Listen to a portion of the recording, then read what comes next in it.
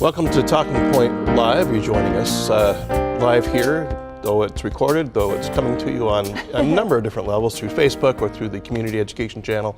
I am Eric Young. Thank you for joining. Kohler. Sorry, I stepped on you. That's okay. And this is Jennifer Kohler, in case you didn't hear what she said, because I stepped all over her in No. bringing this together. We just get excited about getting ourselves going here. It's always a good time to be here. Yeah. And I have come to appreciate this opportunity to talk to you on a weekly basis. Thank you. Thanks. In many ways, and I'm grateful for this. Well, hopefully what you and I are thinking and talking about in our classrooms here on campus and with our students provides a little food for thought. Food for thought on some levels, Yeah. and it certainly does for us as well as we go through and discuss what's going on. So, I'll put the disclaimer out as well. There we are. That the views and opinions expressed on this program are solely those of Jennifer and myself. They don't reflect the Dixie State University or the Community Education Channel staff or anybody else for that matter. Right. And you can certainly agree with us if you want and mirror those views on our Facebook page. If you would take I have my laptop here for graphics. This is our Facebook page, Talking Point Live. It's actually facebook.com Talking Point Live. And each show is posted here, and you're welcome. The most recent shows are the ones that are on top, and you're welcome to go through and add your commentary to that, and we're happy to go through and respond. So that's a way for you to join in on this conversation here. So you had a conversation with your students. I did, but I wanted to just refer to the show just before this one, before we launch into that. Right. And by way of, we ended our show, we were talking with Taylor Grin. Right. And we were talking about his research into domestic terrorism in the United States, the lack of funding, that the actual funding has been reduced recently. So that's going to take me down a pathway very quickly. Okay. So put a pin in that. Okay. And then let me come back. Can you bring sure. my laptop back up there as well? Because I posted an article that addresses that very thing that this came out on the 31st of October. Trump administration will apparently not renew program to fight domestic terror. And that gets into more detail. This is from NBC News, a vetted source. So that just ties right into exactly what it was we were talking about on that show, which is disconcerting to me on a number of levels. But So that show aired November 7th. And so if people want to go back to and actually on also October 31st, Taylor was on both of those shows with us. So if this topic is of interest to you, please go through the archive and find those shows, and then you'll have a sense of what we're referring to. Yeah, absolutely. And if you're not a Facebook fan, you could also find those shows on YouTube, and the Community Education Channel. I think it's CEC TV is their handle there for their YouTube channel as well. So either way, you can go through and find those stories. Okay, so we'll go back to that pin where we left it. So you were talking to your students. Oh, no, Well, so the last show.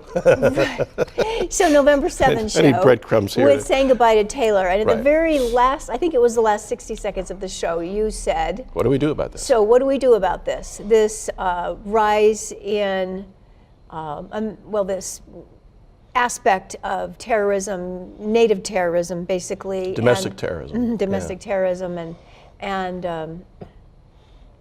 and then I cited and the divisiveness and polarization in the country. And then I cited a podcast I'd listened to, and I miscited it. So I just wanted to clarify that a little. The journalist speaking is Al Letson, and I had that part right. But his podcast is called Reveal.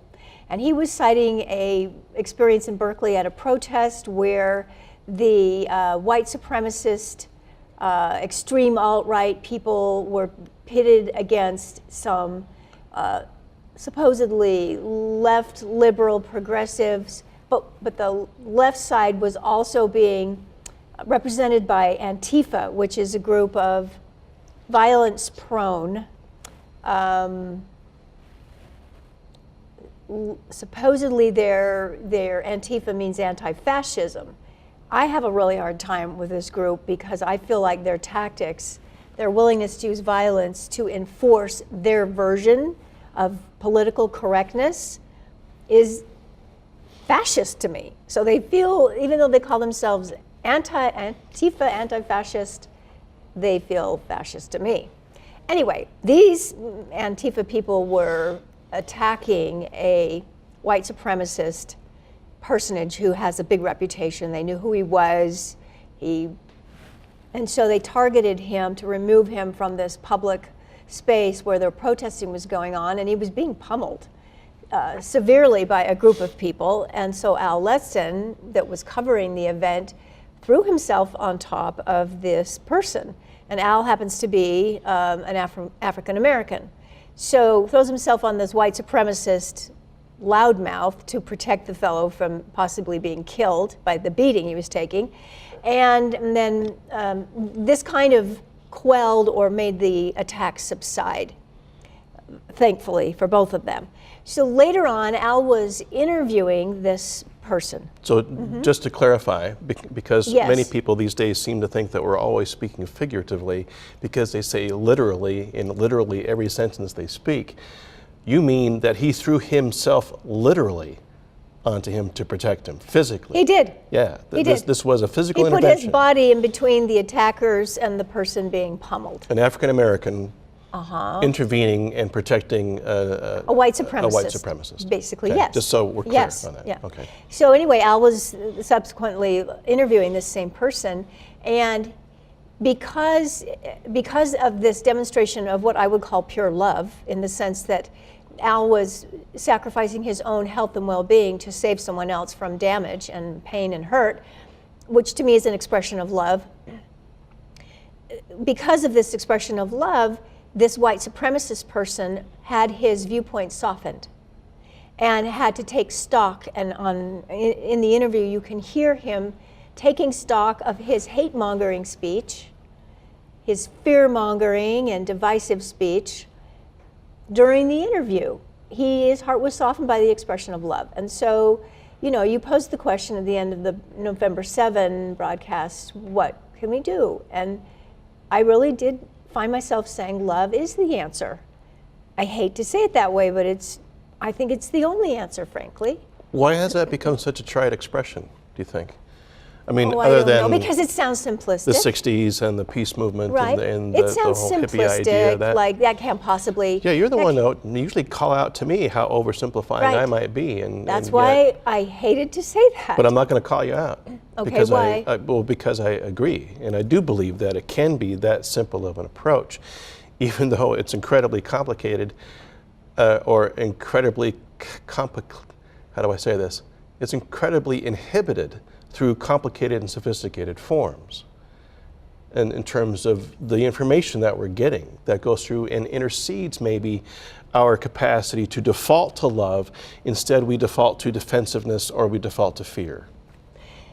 Yes, and this leads into the conversation we were having in my class at school, my voice and civility in public discourse class. Exactly, and into this divisiveness that we're experiencing in our country, and the role of social media in that divisiveness. So what's that conversation? Well, so in class, I played part of an interview for my students that Michael Barbaro did. I think it was Michael Barbaro with the New York Times Daily broadcast, and he was interviewing Corey and Kristen Pebbles, who have a website called Mad World News. And they live in Pennsylvania, not that far from where Michael, I don't know if it was Michael, but not that far from where the interviewer works and lives. And so he went down to meet with them. And Mad World News, they started not in their basement, but in their house. And he was working at a bookbindery, and she was a nurse, and so it was a part-time venture.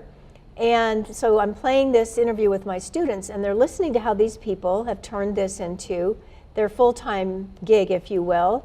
And in 1 month, when they were at the height of their popularity, with maybe 20 million views per month, based on their ad revenue, the clicking they were getting, they approximately $120,000 in 1 month of revenue from their site.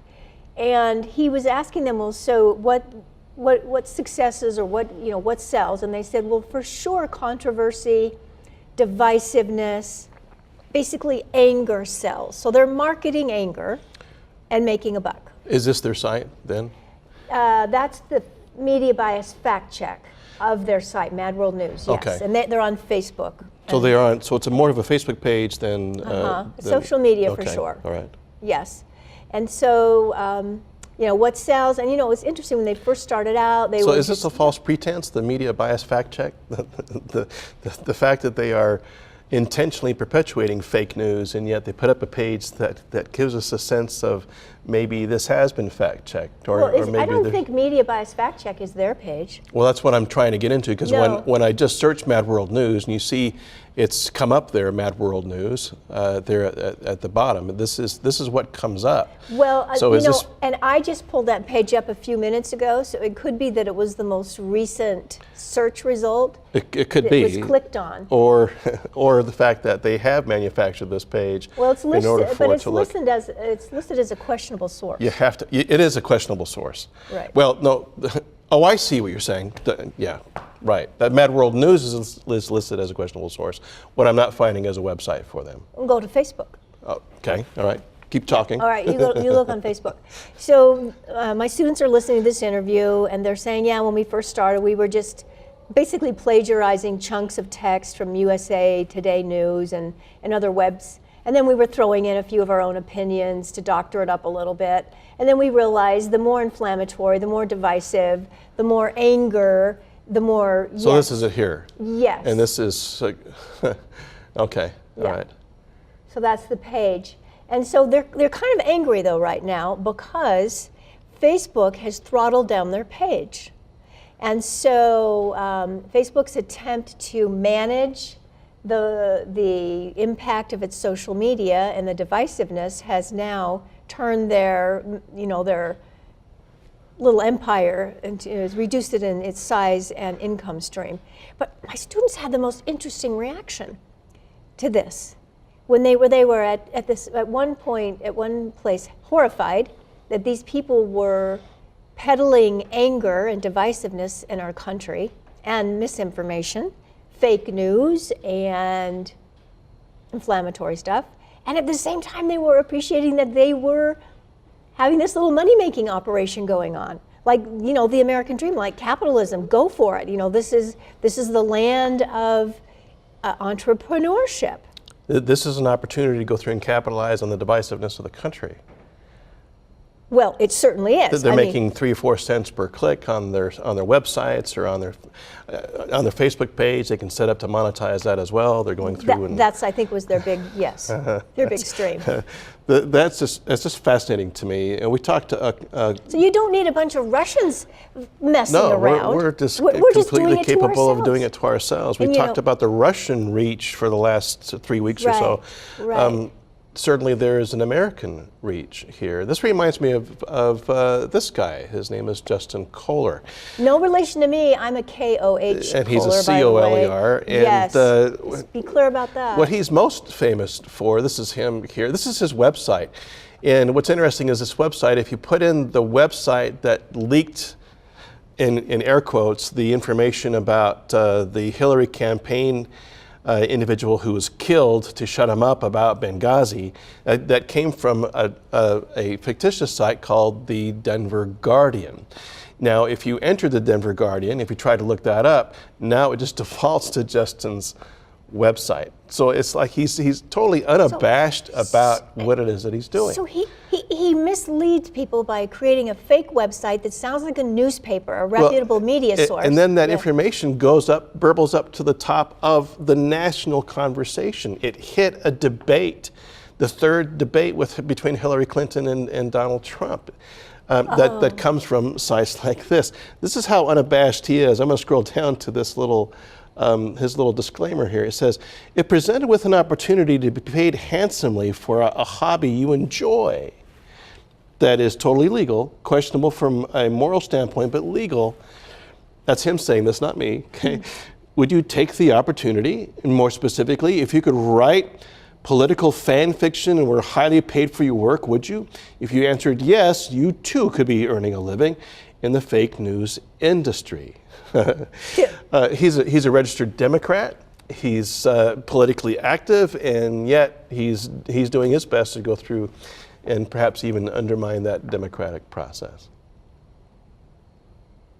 You're speechless.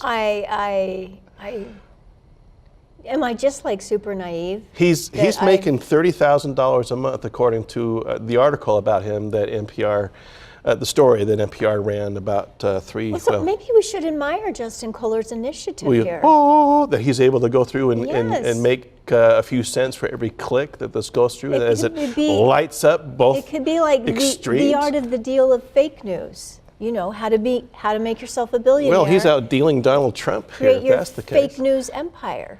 So are they colluding, do you think, when Trump goes through and calls everything fake news and I think gets on that bandwagon? you actually have to have like a meeting with somebody. You know, maybe not a face-to-face, it could be a Skype meeting. Well, as an economic model, this is pretty impressive, really, but it's disgusting. It's disreputable. It's an attempt. It should be treasonous, in my humble opinion. That's an intense word to use. To take it to that level that starts to go through and encroach upon the process, the constitutionally guaranteed right to vote. Now, granted, it's not really interfering on that process, but it's interfering on the thinking process that's supposed to happen before we enter the booth or before we lick that envelope and put our ballot in the mail. And yet, you know, there's no precedence to this. There's nothing legal out there, and based on his First Amendment rights, there's probably not a whole lot we can do about folks like Jason Kohler. Well, I will say that in my religious tradition, we were just basically counseled to go on a 10-day media fast. And I'm beginning to see in your religious tradition, you're counseled not to go through and be critical. Oh, okay. I have to absorb that a little bit. As I was saying, I can appreciate why I got that counsel at a whole new level. I'm with you on that one. In terms of, but you specifically got it as a female, and it was just the women in the body of what used to be called the Mormon Church. Are you saying the men are not under the same counsel, or just because it was happening? Well, they didn't receive the same counsel. Well, I guess we were in a women's meeting, so technically. And that's the excuse that I hear on the reason why the men didn't get it was because it was in a women's meeting. Does it need to be clarified that it applies to everybody? Well, it obviously didn't apply to everybody. Well, I don't know that. You can't really say just because it was aimed at a particular conversation. At the sisters. Yes, come on, don't tell me the context is not like half of the story here. The context is most of the story here. Okay, so it was a women's meeting. So if you're talking to women, he didn't say, if there's any men in the room, just disregard this message, okay? And I think there were a few. But they didn't, in the men's meeting, go through and say, hey, brethren, I think you need to do a 10-day fast from social media. You're right. And so separate but equal, maybe they should have made the exact same announcement. And it was an oversight on their part. I will check it out and see if they're counseled to ignore that counsel that the women got. No, I don't think they were counseled to ignore that. Yeah. In fact, if there was any counsel at all, they were probably counseled to go through and support the sisters in what it was that they were doing. I've got you railroaded way off track here in terms of where you're going. And I'm with you. Yeah. You know, and I would like to say to my own students, I can't wait to stop teaching social media so I just don't have to immerse myself in it on a daily, if not an hourly basis that way. I do think you should ask to at least have a reprieve every other semester so that you can just But the class fills, it has a waiting list every semester. It's hard to go through and tell students, sorry, we're not going to offer it at this point. Someone else should have to teach it once in a while. But I'm not volunteering. Good luck to that someone who picks that up, because it's fast. I have to say it's my favorite class. It is fascinating. Despite the fact that I've got to rub my nose in it as often as I do. But to watch the lights turn on, to watch them embrace the idea of social media literacy, which maybe we ought to do an episode on here. In a way we have, especially this season.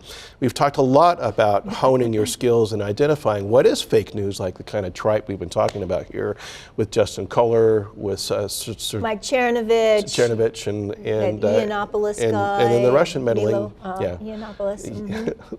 we could spend an entire show on We could. Yiannopoulos as well. Yeah.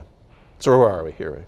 Well, okay. So we're kind of tying it a little bit to the previous, Love. right, and how love, The love thing. is the only solution. And now I'm starting to say abstinence to a certain degree from social media would also be a powerful tool. So instead of the time that we spent in that absorption of social media, what if we were using that time to demonstrate more neighborhood engagement, more positive aspects of citizenship? What does that look like? How do we demonstrate that? I think there's a lot of ways. Neighborly approach, especially when we are the most unneighborly we've ever been. Well, and I mean, generally speaking, just across the country, we've been so afraid by the divisive rhetoric that even though we might live with like-minded people, we're not even talking to them. well, I think there's a lot of community organizations that give people a very structured way to engage in their communities and be of service to one another. You're looking at me like, give me an example. So I'm thinking of, the time and, the traditional, the Elks Club, the Kiwanis people, the Lions Club here in town, or the pet shelter people, or, there's oodles and oodles of organizations of like-minded people that are doing community service. So I'm resisting that idea. Okay.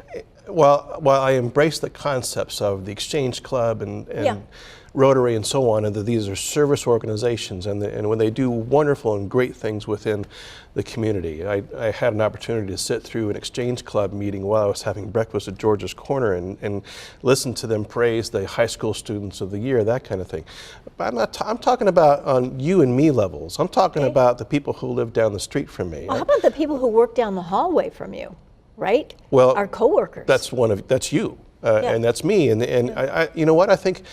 I think there is a compassionate thread that runs through our department, and I think it also runs into our classrooms with our students. I tell my students, I love you. And this is the reason why I'm trying to bring up literacy levels and trying to get you so we're not so easily bent by fake news or by information out there that we haven't vetted, whatever the case might be.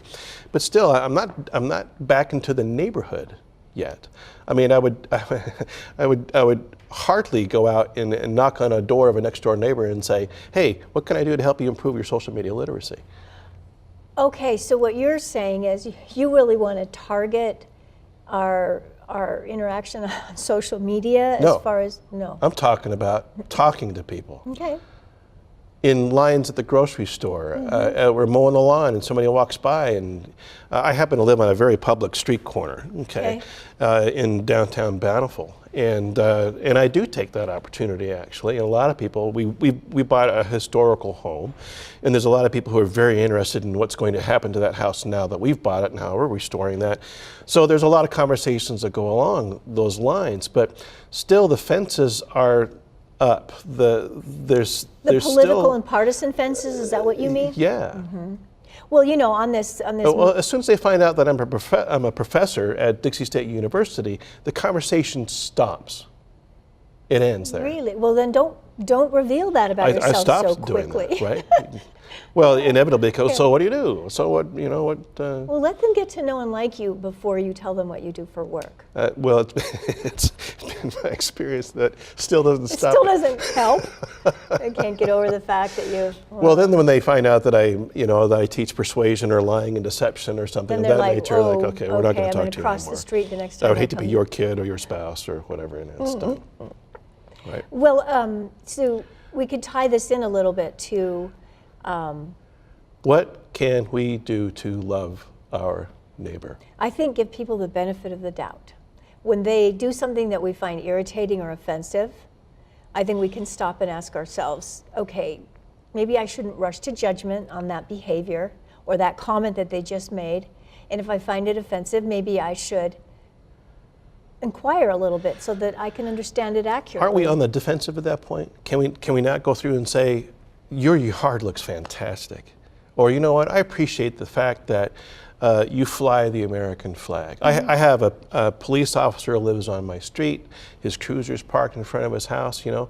Why can't I go through and say, you know, I really appreciate that protective presence that exists in, I think that in would this be a really neighborhood. great To go- idea. Now, I'm being devil's advocate here Of course because you you're are. going from a standpoint of, well, if I disagree with you, I need to overcome this. But why can't we be even more proactive, pro-effective, and go through and say, gosh, I'm really glad I got you for my neighbor. I love that idea, Well, I'm sounding like Mr. Rogers. Mr. Rogers. You know the irony of the 11 people who were killed in a synagogue Yeah, what?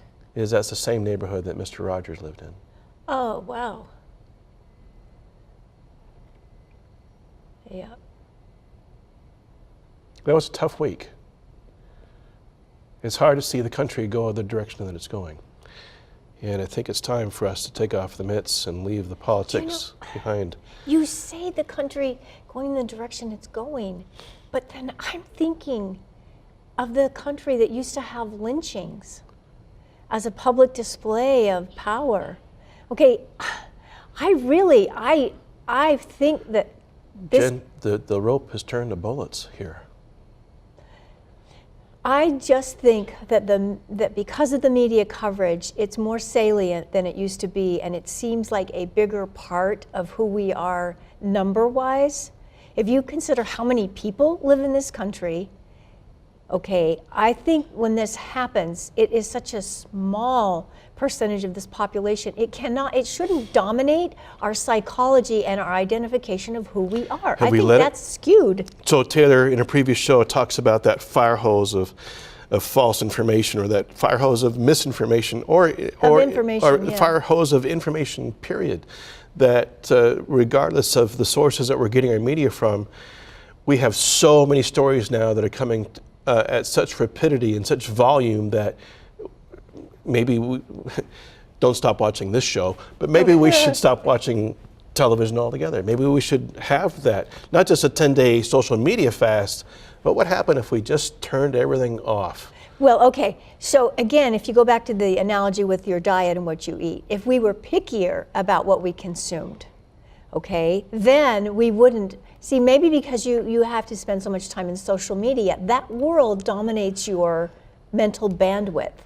Whereas somebody like myself, who is really very limited in my social media intake, very limited, okay, it doesn't dominate my mental bandwidth because it doesn't consume that much of my diet. Right, I get that. So maybe for you, it's a bigger impact than it would be, than reality is. Well, granted, and you've called me out on this a number of times over the course of our broadcasting this program, that I'm kind of a media junkie consumer there, but yet we also need to call out kind of the lures, the attractions, the tropes, the kind of clickbait that's out there. That once you go to your designated site and you find something to take a look at, and then you scroll down, you find something else, and then you're down the rabbit hole before you realize it. So can't you just say no? Yes, you can, okay? But these sites are engineered for you to stop, to not say no, to just keep on looking, because you got a few minutes on your hand that are going to turn to hours later on. Or you don't, but you do it but anyway. You do it anyway. If I can bring up one of those sites here that Justin Kohler put up. It's called the National Report. Sounds pretty official. The nationalreport.net is what it is, and you can see the headline there. This is just today. This is current, okay, that I've brought up, and you can see the articles that are there. Sweet. Now, anybody with a noodler in their head is going to be able to go through and figure this out to see what's going on. But as I go down even farther, you see the kinds of sexual tropes and things that people are going to click on to take them even further down that rabbit hole. And as I talk to my students about social media literacy, they have to recognize what that's doing, not just from a standpoint of our interests involved in that media channel, but also now start to warp us in terms of how we're treating each other as human beings. Yeah. We have to learn how to resist that, how to turn it off, and how to go outside, and how to have a conversation. Okay. We're done. A few seconds left, so thank you for listening, and hopefully this will spark a conversation for you inside your head and with the people that you live nearby and love and care about, especially the younger people in your lives that don't have the sophistication and life experience that many of us do, that are just now encountering the full force of media. Yeah. Thanks for joining us. You've been watching Talking Point Live. Eric Young. Jennifer Kohler. See you next week.